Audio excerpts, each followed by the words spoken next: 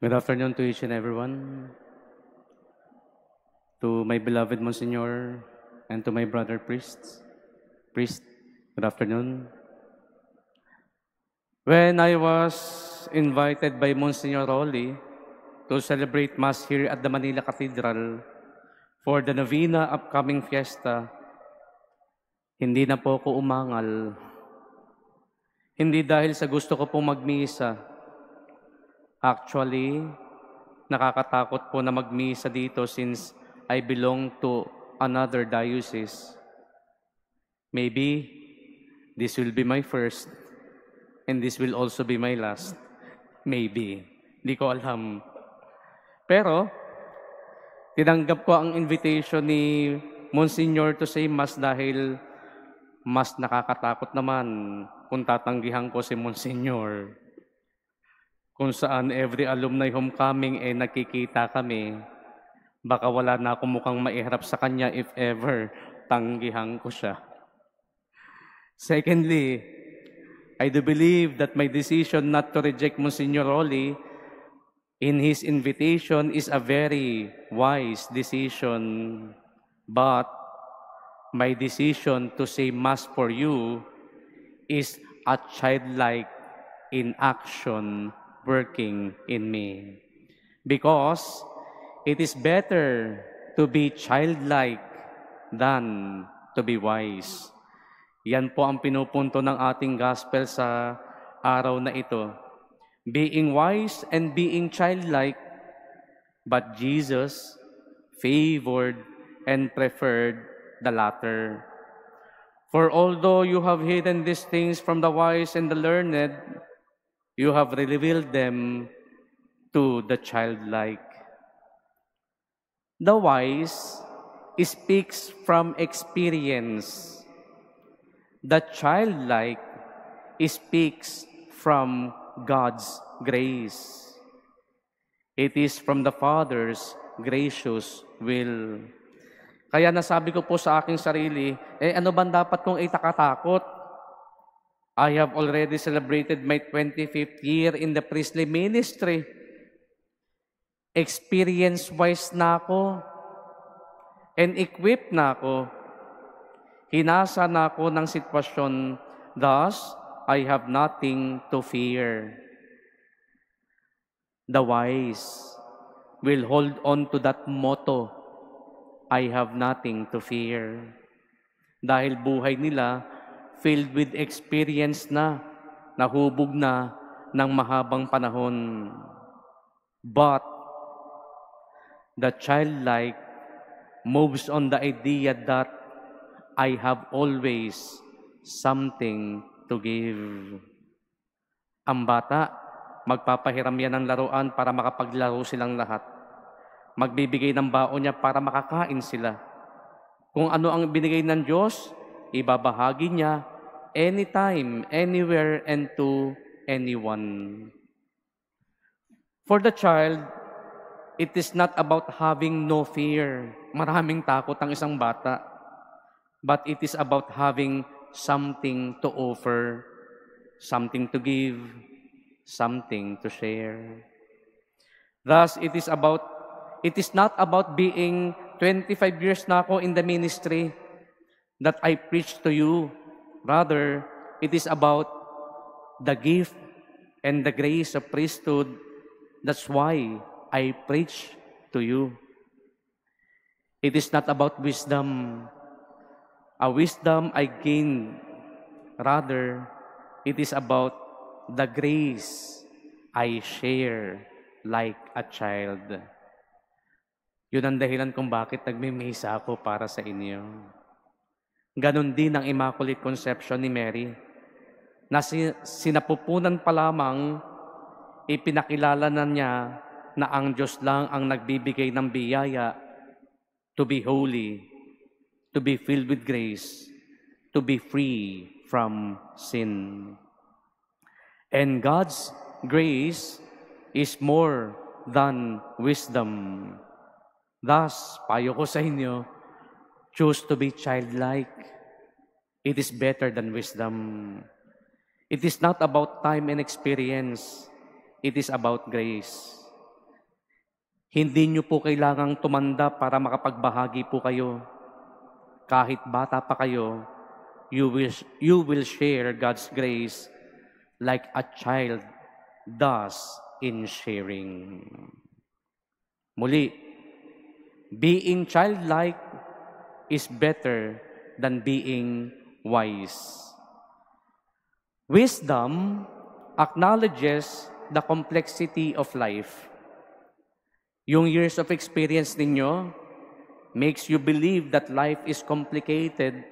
Kaya nga by experience nalalaman natin na ang buhay minsan ganito, ang buhay minsan ganyan, ang buhay parang gulong, minsan nasa ibabaw, minsan nasa ilalim, minsan diretso, minsan lumiliko. Maraming facet ang buhay, thus life is complicated. Madalas nga kung makita ko yung profile ng mga tao sa social media at ang status ng mga grown-ups, it is indicated there na ang status nila ay complicated. Naka-indicate doon, complicated. But,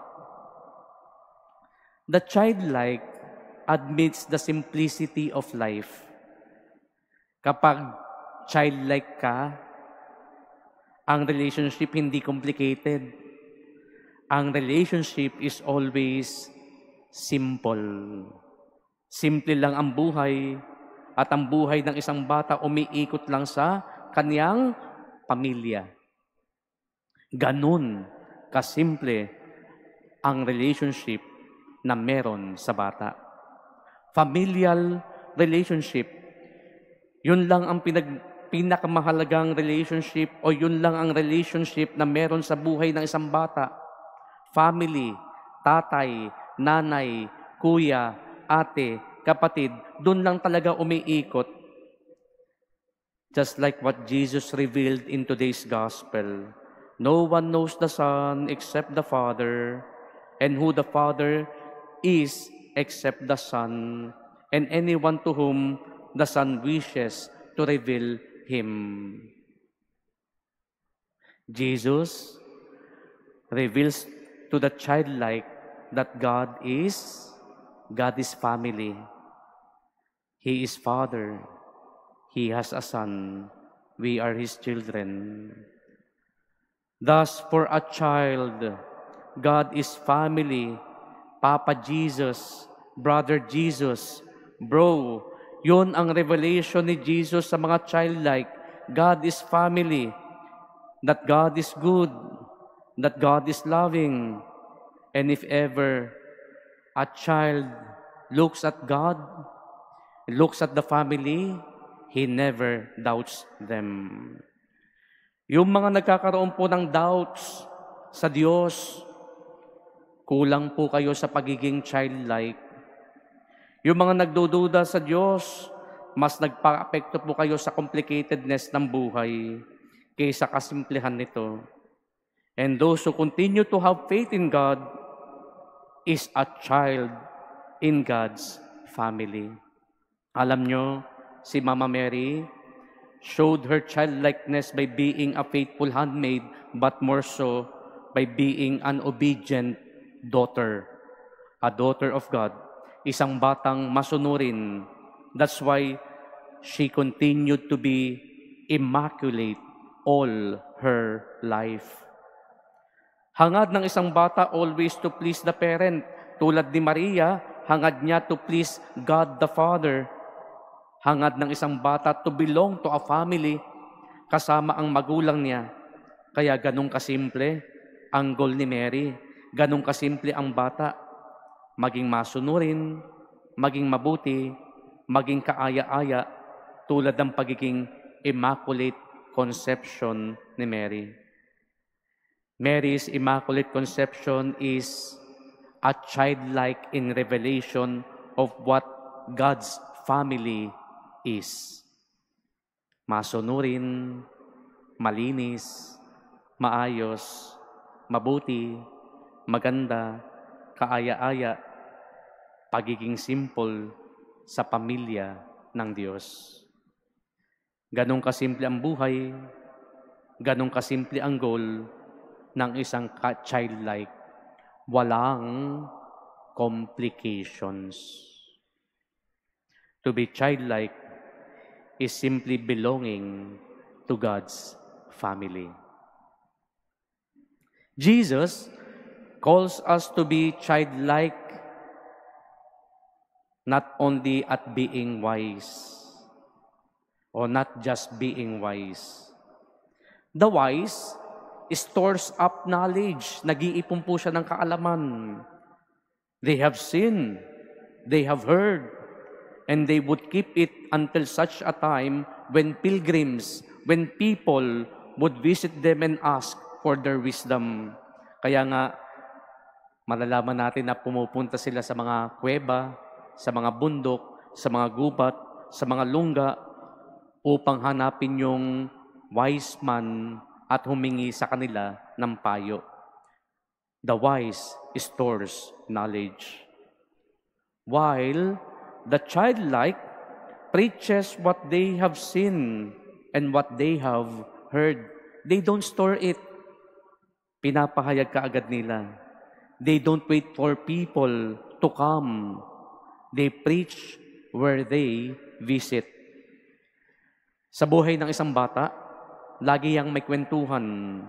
May kwentuhan sa paaralan, may kwentuhan sa palaruan, may kwentuhan sa kainan, may kwentuhan kahit saan. Jesus admonishes the childlike to preach, and by doing so, share one's blessing. Alam niyo yung katagang sharing our blessing? It is not only about sharing what material possessions we have, but also sharing what we have seen and what we have heard. Blessed are they who see what you see and hear what you hear. Payo ko, huwag kang mahiyang mag-share ng faith experience sa mga nakakasama mo. Kasi kapag ginawa mo yan, you are just being childlike. Just like Mary in the story of the visitation, when she visited Elizabeth, she preached the Magnificat and also shared her blessing. Kaya nga sa pagdalaw ni Maria, natuwa si Elizabeth at nagtatalon sa tuwa ang sanggol sa kanyang sinapupunan.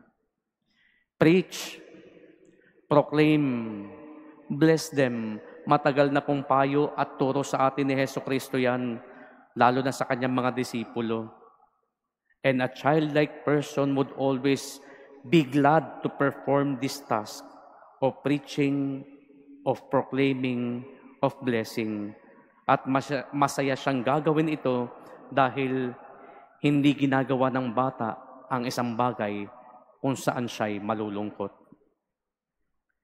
Being wise is good, but the childlike is the greatest in the kingdom of God.